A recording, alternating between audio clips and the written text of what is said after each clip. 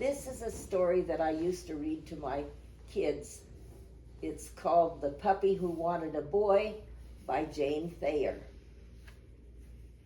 One day Petey, who was a puppy, said to his mother, who was a dog, "I'd like a boy for Christmas." His mother, who was a dog, said she thought he could have a boy if he was a very good puppy.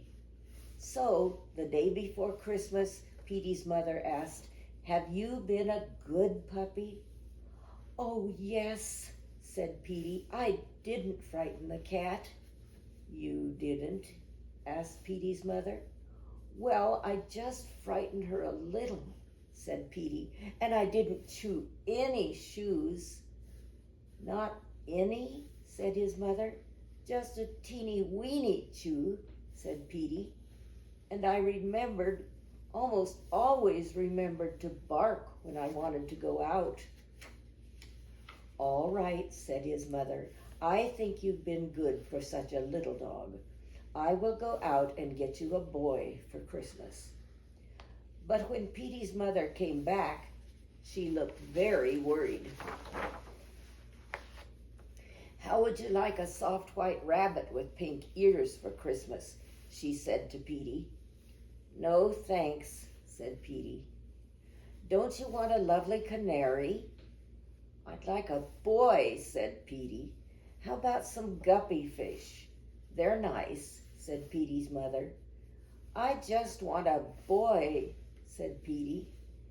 "Petey," said his mother at last, "there are no boys to be had." "No boys?" cried Petey.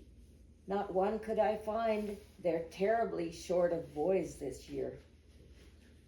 Petey thought he couldn't stand it if he didn't have a boy. Finally his mother said, "There now, there must be a boy somewhere. Perhaps you could find some dog who would give his boy away." "Do you think he could said Petey. It wouldn't hurt to try," said his mother. So Petey hopefully started off. It wasn't long before he saw a collie racing with a boy on his bicycle.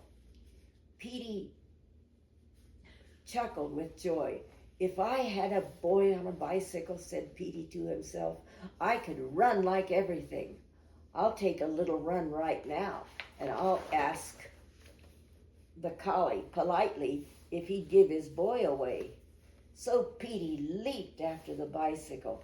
He called out to the collie, "Excuse me, do you want to give your boy away?" But the collie said no, he definitely didn't, in a dreadful tone of voice.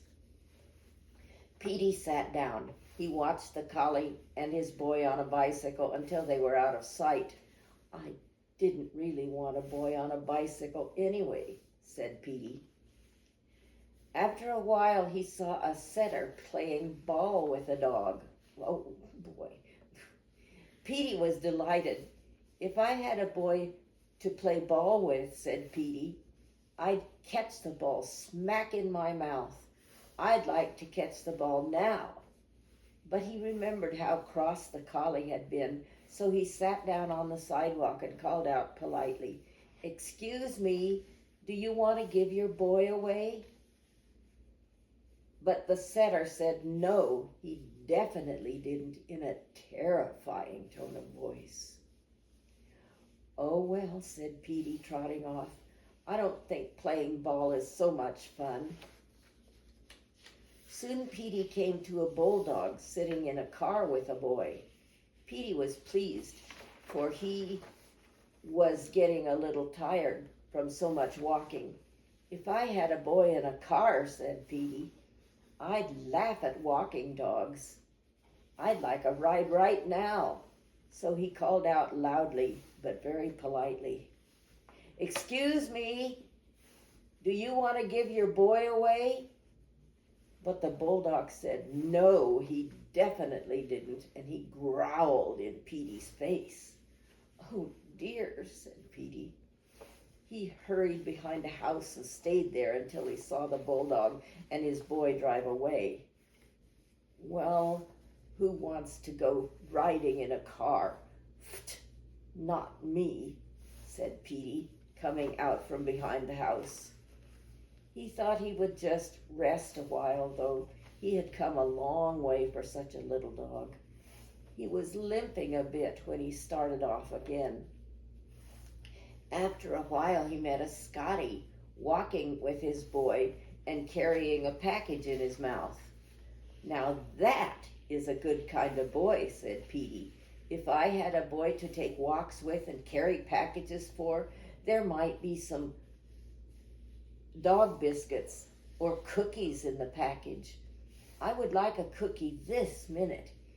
He hadn't had a bite of lunch, but he remembered how cross the collie, the setter, and the bulldog had been, so he stayed across the street and shouted at the top of his lungs, but polite as could be, "Excuse me, do you want to give your boy away?"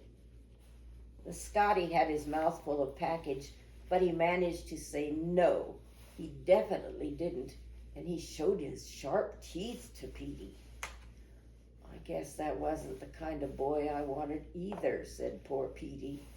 "But my goodness, where can I find a boy?" Well, Petey trotted on and on, looking for a dog who would give his boy away. Petey's ears began to droop. His tail grew limp. His little legs were very tired. "My mother was right," he thought. "There isn't a boy to be had." Just as it was getting dark, he came to a large building on the very edge of town. Petey was going slowly by when he saw a sign, "Orphans' Home." "I know what orphans are," said Petey to himself. "They are children who have no mother and no dog to take care of them either. Maybe I could find a boy here." He padded slowly up the walk of the orphans' home.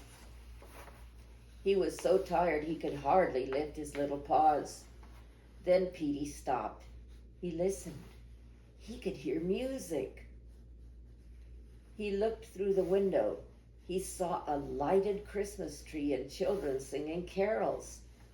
Then Petey saw something else. On the front steps of the orphan's home, all by himself, sat a boy.